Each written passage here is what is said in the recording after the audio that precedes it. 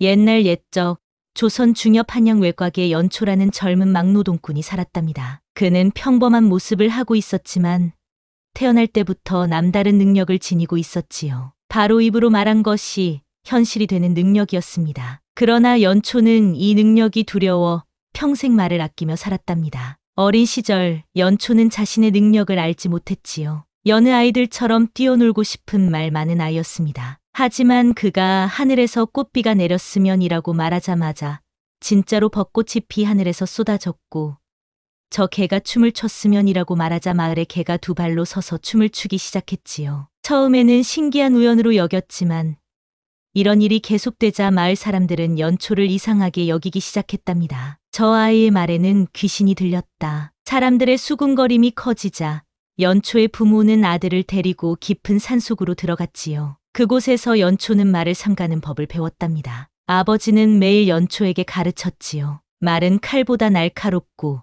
불보다 뜨거우니라. 내 입에서 나오는 말 한마디가 세상을 바꿀 수 있음을 명심하거라. 이렇게 연초는 성장하며 자신의 능력을 억누르는 법을 배웠고, 부모님이 돌아가신 후에는 혼자 깊은 산속에서 나무를 베며 살았답니다. 가끔 그는 혼자 있을 때 작은 소원들을 말하곤 했지요. 오늘은 비가 그쳤으면 좋겠네 라고 중얼거리면 하늘에 구름이 걷히고, 내일은 따뜻했으면 이라고 말하면 다음날 봄바람이 불었지요. 이런 작은 일들은 연초에게 위안이 되었지만 그는 여전히 자신의 능력이 세상에 알려지는 것을 두려워했답니다. 어느 해 가을 궁궐의 담장이 무너졌다는 소식을 듣고 연초는 돈을 벌기 위해 궁궐 보수 공사에 참여하게 되었지요. 28 나이에 처음으로 한양 성내로 들어간 연초는 사람들의 북적거림과 화려한 건물들에 놀랐답니다. 그러나 그는 여전히 말을 아끼며 묵묵히 일하는 데 집중했지요. 가을 비가 내리던 어느 날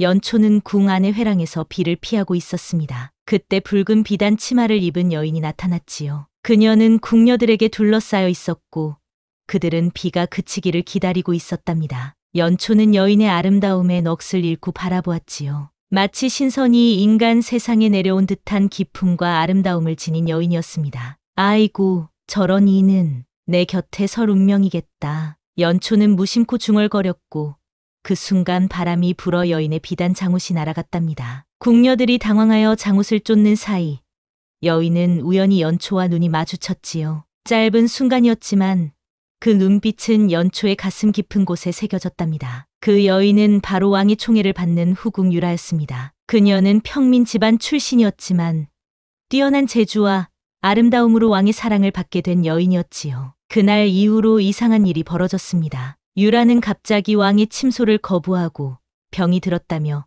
자신의 처소에 틀어박혔답니다. 그리고 밤마다 이상한 꿈을 꾸었지요. 꿈속에서 유라는 항상 같은 남자를 만났습니다. 그 남자는 얼굴이 보이지 않았지만 그의 목소리만 들으면 가슴이 떨렸지요. 그녀는 매일 밤 그 남자를 찾아 헤매다 깨어났고 점점 왕에 대한 마음이 식어갔답니다. 이상하구나.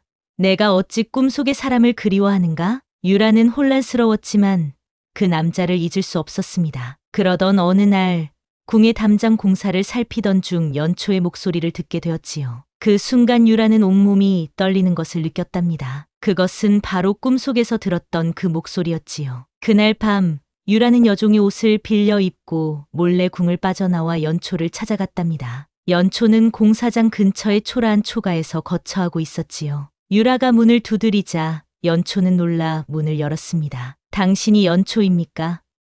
내 마음속에 당신 생각만 가득하니 당신이 나에게 무슨 술법을 부린 것입니까? 연초는 놀라 말문이 막혔지요. 자신의 무심한 한마디가 이런 큰일을 불러일으킬 줄은 상상도 못했기 때문이었답니다. 그는 빨리 유라를 돌려보내려 했지만 유라는 그의 곁을 떠나지 않으려 했지요. 부디 나를 돌려보내지 마세요. 이상하게도 당신 곁에 있으면 마음이 편안해집니다. 연초는 자신의 능력이 유라에게 영향을 미쳤다는 사실에 괴로웠지만 그녀의 진심 어린 눈빛에 마음이 흔들렸답니다. 그날 밤 두 사람은 별이 빛나는 하늘 아래서 이야기를 나누었고 연초는 처음으로 자신의 비밀을 다른 이에게 털어놓았지요. 내가 말하는 것이 때로는 현실이 됩니다. 그래서 늘 말을 아껴왔지요. 유라는 놀라워했지만 두려워하지 않았답니다. 오히려 그의 특별함이 운명이라 여겼지요. 당신이 나를 부른 것도 운명인지 모릅니다. 나는 이 마음이 진실이라고 믿습니다. 유라가 궁을 이탈했다는 소식은 삽시간에 퍼졌고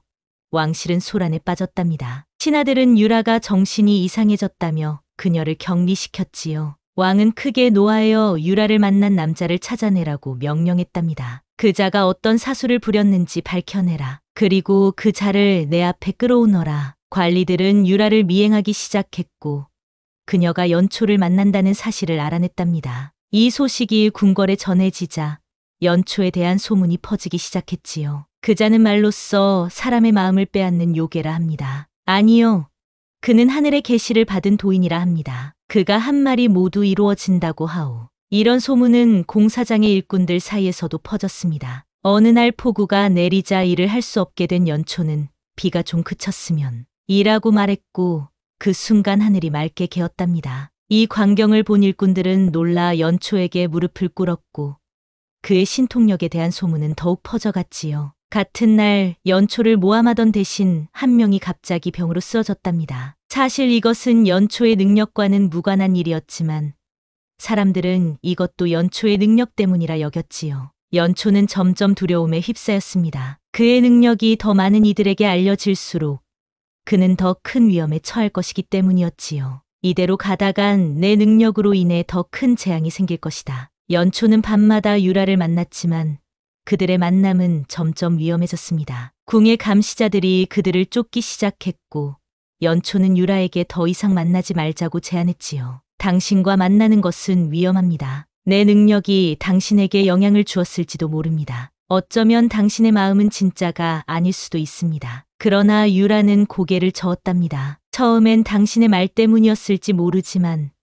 지금 내 마음은 진실입니다. 내가 당신을 사랑하는 것은 어떤 마법보다 강합니다. 그들의 대화를 엿듣고 있던 궁의 감시자는 이 사실을 즉시 왕에게 알렸고 왕은 분노했답니다. 이런 소문을 들은 권신 오닉은 연초의 능력을 이용하려 했답니다. 오닉은 오랫동안 왕의 신임을 받아온 대신이었지만 그의 마음속에는 왕좌에 대한 욕심이 있었지요. 그는 비밀리에 연초를 찾아와 큰돈을 제안했답니다. 그대의 능력으로 왕을 도우면 어떻겠소?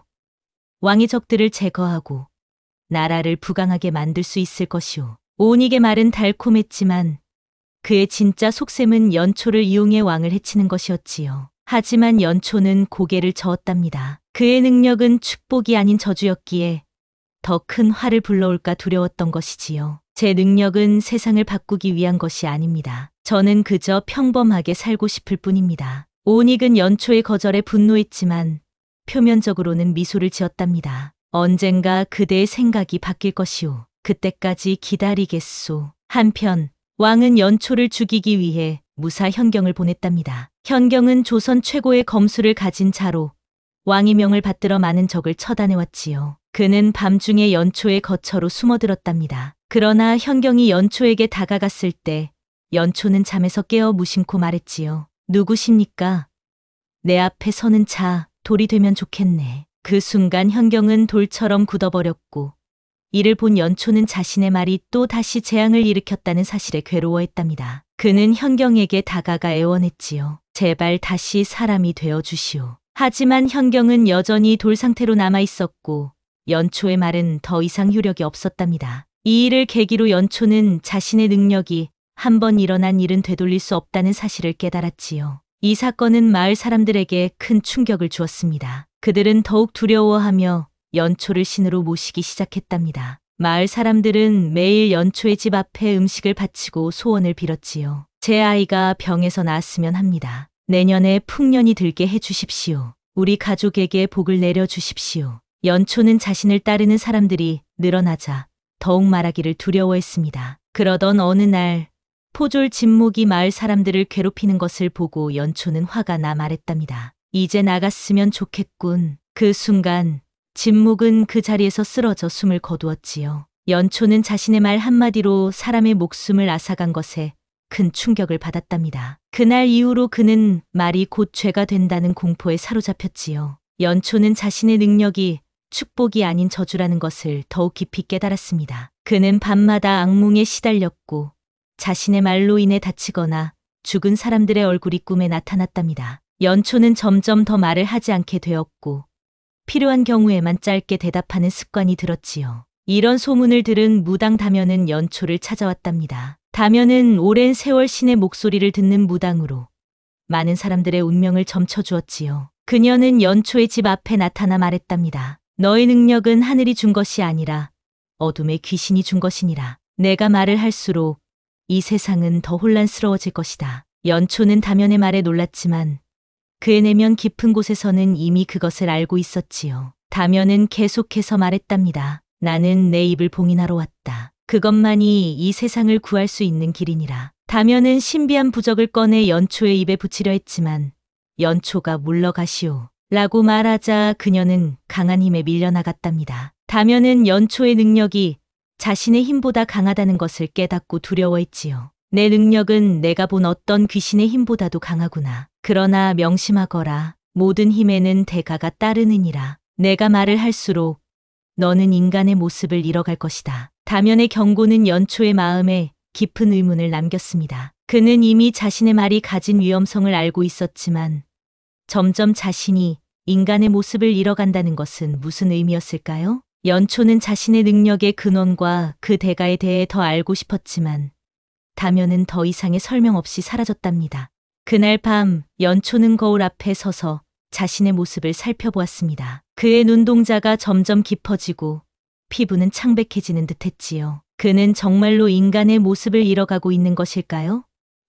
아니면 그것은 단순한 공포에서 비롯된 착각이었을까요? 연초는 유라에게 다면의 말을 전했습니다. 유라는 그의 손을 잡고 말했지요. 당신은 여전히 내가 아는 그 사람입니다. 눈동자가 어떻게 변하든 피부가 어떻게 되든 당신의 마음만은 변하지 않을 것입니다. 유라의 말은 연초에게 위안이 되었지만 그의 마음속 불안은 쉽게 사라지지 않았답니다. 왕과의 대면, 궁궐의 소란이 계속되자 왕 서민은 직접 연초를 불러 신문하기로 했답니다. 오닉은 이 기회를 놓치지 않고 왕에게 조언했지요. 전하, 저자가 지닌 능력을 직접 확인하셔야 합니다. 그리고 그 능력을 어떻게 활용할지 결정하셔야 합니다. 오닉의 속셈은 연초와 왕이 만나면 연초의 능력으로 인해 왕에게 불행이 닥칠 것이라는 예상이었습니다. 그리고 그 틈을 타 자신이 권력을 잡으려는 계획이었지요. 왕의 명으로 연초는 궁궐로 끌려갔습니다. 그는 화려한 대전에서 왕을 만나게 되었지요. 서민은 연초를 꿰뚫어보는 듯한 날카로운 눈빛으로 바라보았답니다. 내가 정말 말로써 세상을 움직일 수 있느냐?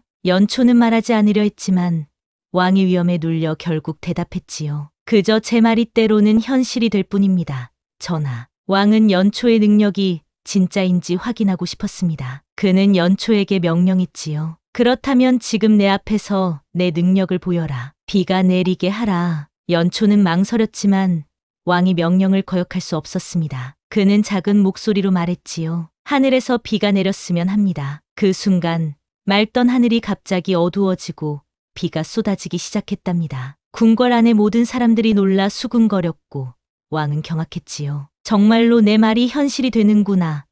이것이 어떤 술법이냐? 연초는 고개를 저었습니다. 술법이 아닙니다. 전하, 저도 이 능력의 근원을 알지 못합니다. 다만 제가 태어날 때부터 가지고 있었을 뿐입니다. 왕은 연초의 능력에 매료되었지만 동시에 두려움을 느꼈답니다. 이런 능력을 가진 자가 왕의 적이 된다면 어떤 일이 벌어질까요?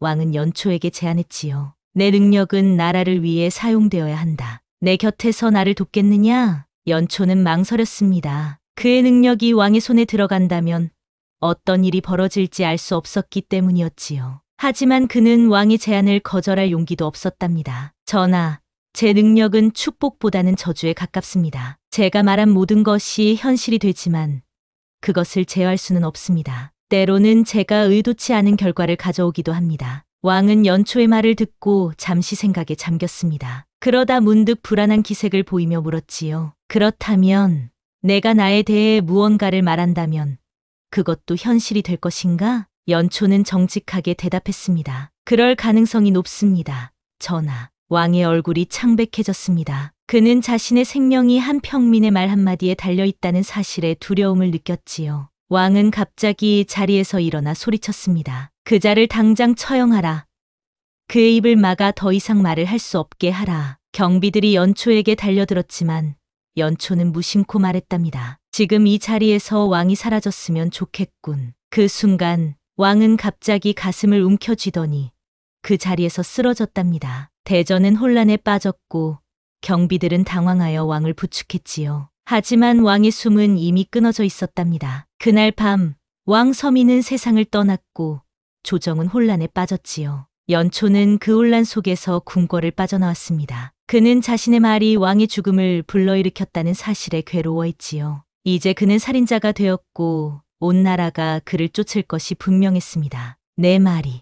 내 말이 사람을 죽였다. 이것이 정말 내가 원한 것인가? 사랑과 조작 사이에서 왕이 죽자 온익은 연초를 왕위에 앉히려 했답니다. 그는 연초를 찾아가 제안했지요. 이 나라는 새로운 왕이 필요하오. 그대의 능력은 하늘이 내린 것이니 그대가 왕이 되는 것이 하늘의 뜻일 것이오. 하지만 연초는 온익의 제안을 단호히 거절했답니다. 저는 왕이 될 자격이 없습니다. 제 말로 인해 전 왕이 돌아가셨습니다. 저는 그저 평범하게 살고 싶을 뿐입니다. 온익은 연초의 거절에 분노했지만 표면적으로는 이해한다는 듯 고개를 끄덕였지요. 그러나 그의 마음 속에는 이미 다른 계획이 자리 잡고 있었답니다. 그대의 뜻을 존중하겠소. 하지만 그대는 이제 위험한 신세가 되었소. 내가 그대를 보호해 주겠소. 온익은 연초를 자신의 저택으로 데려갔고 그곳에서 연초를 감시하기 시작했답니다. 그의 진짜 목적은 연초의 능력을 이용해 자신이 왕위에 오르는 것이었지요. 한편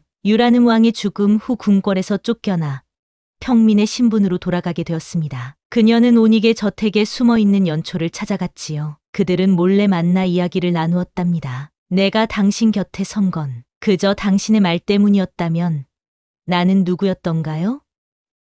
내 마음은 진짜가 아닌 건가요? 유라의 질문은 연초의 마음을 혼란스럽게 했습니다. 그는 자신의 말이 유라의 마음을 조작한 것인지 아니면 그들이 진정한 인연이었는지 알 수 없었지요. 나도 모르겠소. 내 말이 당신을 이곳으로 이끌었을지 모르지만 그 이후의 마음은 당신 것이라고 믿고 싶소. 유라는 연초의 손을 잡고 말했지요. 나는 내 마음이 진실이라고 믿어요. 처음엔 당신의 말 때문이었을지 모르지만 지금 내가 느끼는 이 감정은 어떤 마법보다도 강합니다. 그들의 대화는 온익의 밀정에 의해 엿들어졌고 온익은 이를 이용하기로 했답니다. 그는 연초를 자신의 방으로 불러 말했지요. 그대는 말로써 사랑을 얻었소. 그럼 다른 사람에게도 그런 사랑을 선물할 수 있지 않겠소? 온익은 연초에게 자신이 사랑하는 여인의 마음을 얻게 해달라고 요청했지요. 그 여인은 바로 왕의 딸 공주였습니다. 온익은 공주와의 혼인을 통해 왕위에 오르려는 계획을 세웠던 것이지요. 그대가 나를 위해 한마디만 해준다면 나는 그대와 유라를 안전하게 보호해 주겠소. 연초는 온익의 제안에 괴로워했습니다. 그는 더 이상 자신의 말로 다른 이의 운명을 바꾸고 싶지 않았지요. 하지만 유라의 안전을 위해 어쩔 수 없이 고민하게 되었답니다. 이때 서생 문익이 연초를 찾아왔답니다. 문익은 가난한 학자였지만 뛰어난 재주로 과거에 급제한 젊은이였지요. 그는 오랫동안 한 여인을 짝사랑해왔는데 그 여인은 바로 춘향이라는 기생이었답니다. 제발 저를 위해 한마디만 해주십시오. 춘향이 문익을 사랑하게 되기를. 그것뿐입니다. 문익은 연초의 발 앞에 무릎을 꿇고 애원했지요. 그의 눈에는 간절함이 가득했답니다. 하지만 연초는 고개를 저었지요. 미안하오. 내 말로 인해 또 다른 사람의 운명이 바뀌는 것을 원하지 않소. 그것은 진정한 사랑이 아니오. 문익은 절망했습니다. 그는 연초의 앞에서 품속에서 칼을 꺼내 자신의 가슴을 찔렀지요. 연초는 놀라 문익을 붙들었지만 이미 늦었답니다. 문익은 마지막 숨을 내쉬며 말했지요. 사랑도 얻지 못하는 나에게 삶이 무슨 의미가 있겠소. 문익의 죽음은 연초에게 또 다른 충격이었습니다. 그의 말은 직접적으로 문익을 죽인 것은 아니지만 그의 거절이 문익의 자살로 이어진 것이었지요. 연초는 더욱 깊은 절망에 빠졌답니다. 말은 구원도 파멸도 아닌 그저 재앙일 뿐이구나. 백성들은 이제 연초를 예언자로 여기며 그를 따르는 종교화된 무리가 되었답니다. 그들은 연초의 말 한마디가 세상을 바꿀 수 있다고 믿었고 매일 그에게 소원을 들어달라고 애원했지요. 우리 마을에 풍년이 들게 해주십시오. 저희 아이의 병을 낫게 해주십시오. 적들로부터 우리를 보호해 주십시오. 연초는 이런 요청들에 괴로워했습니다. 그는 자신의 능력이 축복이 아니라 저주라는 것을 알고 있었지요. 하지만 사람들은 그것을 이해하지 못했답니다. 다면은 마지막으로 연초의 입을 꿰매려 시도했지만 실패했지요. 그녀는 연초에게 경고했답니다. 내가 계속 말을 한다면 이 세상은 파멸할 것이다. 내 말에는 이미 신의 힘이 깃들어 있다. 하지만 그것은 창조의 신이 아니라 파괴의 신의 힘이니라. 연초는 다면의 말에 충격을 받았습니다. 그는 자신의 능력이 어디서 왔는지 그리고 그것이 무엇을 의미하는지 고민했지요. 그러던 중 그는 자신의 눈동자가 점점 검게 변해가는 것을 발견했답니다. 마치 밤하늘처럼 깊고 어두운 색으로 변해가는 그의 눈은 더 이상 인간의 것이 아닌 듯했지요. 나는 무엇이 되어가고 있는 것인가? 연초는 두려움에 떨었습니다. 다면의 말대로 그는 점점 인간의 모습을 잃어가고 있었던 것일까요? 그는 자신의 능력의 대가가 인간성의 상실이라는 것을 깨달았지요. 어느 비오는 밤, 연초는 유라와 함께 한강변에 섰답니다. 유라는 여전히 연초를 사랑했고 그와 함께 떠나기를 원했지요. 당신의 능력이 무섭지 않아요. 우리 함께 멀리 떠나요. 아무도 모르는 곳으로요. 유라의 눈에는 진심 어린 사랑이 담겨 있었습니다. 연초는 그녀를 바라보며 자신이 정말 사랑하는 사람을 위해 무엇을 할 수 있을지 고민했지요. 내 사랑하는 유라여, 당신은 나보다 더 나은 삶을 살 자격이 있소. 내 곁에 있으면 당신도 위험해질 것이오. 유라는 고개를 저었습니다. 사랑하는 사람과 함께하는 위험은 사랑 없는 안전보다 낫습니다. 연초는 유라의 말에 감동했지만 그는 이미 결심을 굳혔답니다. 그는 자신의 능력으로 인해 더 많은 사람들이 다치는 것을 원하지 않았지요. 특히 그가 가장 사랑하는 유라가 다치는 것은 참을 수 없었답니다. 비가 내리는 가운데 연초는 마지막으로 중얼거렸지요. 이름도 얼굴도 다 잊혀지기를, 내가 한 말도 내가 준 상처도 모두 사라지기를, 그리고 다시는 이런 능력을 가진 자가 나타나지 않기를. 그 순간 놀라운 일이 벌어졌습니다. 세상 모든 이가 연초라는 존재를 잊기 시작했답니다. 연초 앞에 있던 유라도 갑자기 혼란스러운 표정을 지으며 물었지요. 당신은 누구시지요? 왜 저와 함께 있나요? 연초는 슬픈 미소를 지었습니다. 그의 바람대로 세상은 그를 잊고 있었지요. 그는 유라의 뺨을 부드럽게 쓰다듬으며 말했습니다. 아무도 아니오. 그저 지나가는 나그네일 뿐이오. 유라는 더욱 혼란스러워하며 주위를 둘러보았습니다. 이상하네요. 왜 제가 여기 있는 건지 기억이 나지 않아요. 연초는 유라에게 마지막 인사를 건넸습니다. 행복하게 살아가시오. 유라, 당신은 이제 자유롭소. 유라는 연초의 이름을 부르지 못했습니다. 그녀의 기억 속에서 연초는 이미 사라졌기 때문이었지요. 유라는 혼란스러운 표정으로 그를 바라보다가 이내 돌아서서 걸어갔답니다. 연초의 말은 온 세상에 영향을 미쳤습니다. 왕의 죽음과 관련된 모든 기억이 흐려졌고 사람들은 마치 아무 일도 없었던 것처럼 일상으로 돌아갔답니다. 오닉의 음모도 문익의 자살도 모든 것이 사람들의 기억 속에서 지워졌지요. 그리고 연초 자신도 점점 더 희미해져 갔습니다. 그의 몸은 투명해지기 시작했고 마치 유령처럼 사람들 사이를 떠돌게 되었답니다. 그는 더 이상 사람들과 대화할 수 없었고 그의 목소리도 들리지 않게 되었지요. 연초는 세상에서 완전히 지워진 것처럼 보였습니다. 몇 달 후, 유라는 왕실에서 벗어나 평범한 여인으로 살게 되었답니다. 그녀는 어떻게 왕의 후궁에서 평민이 되었는지 기억하지 못했지만 왠지 모르게 마음이 가벼워진 느낌이 들었지요. 마치 오랫동안 찾아 헤매던 무언가를 포기한 후의 평온함이 그녀를 감쌌답니다. 어느 날 장터를 지나다 유라는 돌을 나르는 남자를 보았는데 웬일인지 가슴이 저미는 느낌이 들었지요. 그 남자는 다른 이들에게는 보이지 않는 듯했지만 유라에게만은 희미하게 보였답니다. 그는 아무도 보지 못하는 곳에서 홀로 돌을 나르고 있었지요.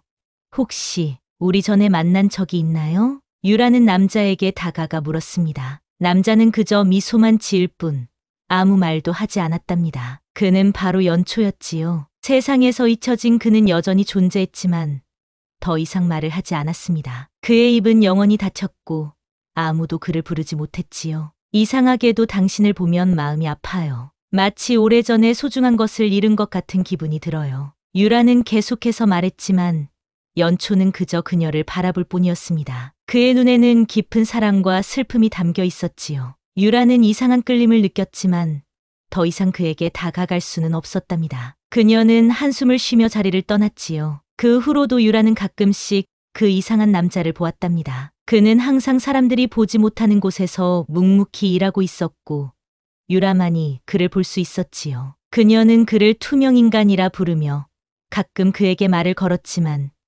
그는 결코 대답하지 않았답니다. 연초는 세상에서 잊혀졌지만 완전히 사라지지는 않았습니다. 그는 여전히 세상 어딘가에 존재하며 사람들 사이를 떠돌아다녔지요. 그의 능력은 여전히 남아 있었지만 그는 더 이상 말을 하지 않았기에 능력을 사용하지 않았답니다. 그의 침묵은 세상에 평화를 가져왔지요. 더 이상 그의 말로 인한 재앙은 없었고 사람들은 평온하게 살아갔답니다. 하지만 가끔 비가 내리다 갑자기 그치면 사람들은 이유 모를 평안함을 느꼈지요. 그것은 연초가 여전히 세상 어딘가에 존재하며 말없이 세상을 보살피고 있다는 증거였답니다. 시간이 흘러 유라는 나이가 들었고 평범한 삶을 살다가 세상을 떠났지요. 그녀가 죽기 전 마지막으로 본 것은 창가에 서 있는 투명한 남자의 모습이었답니다. 그는 슬픈 미소를 지으며 그녀를 바라보고 있었지요. 이상하게도 유라는 그때 모든 것을 기억해냈답니다. 연초와의 사랑,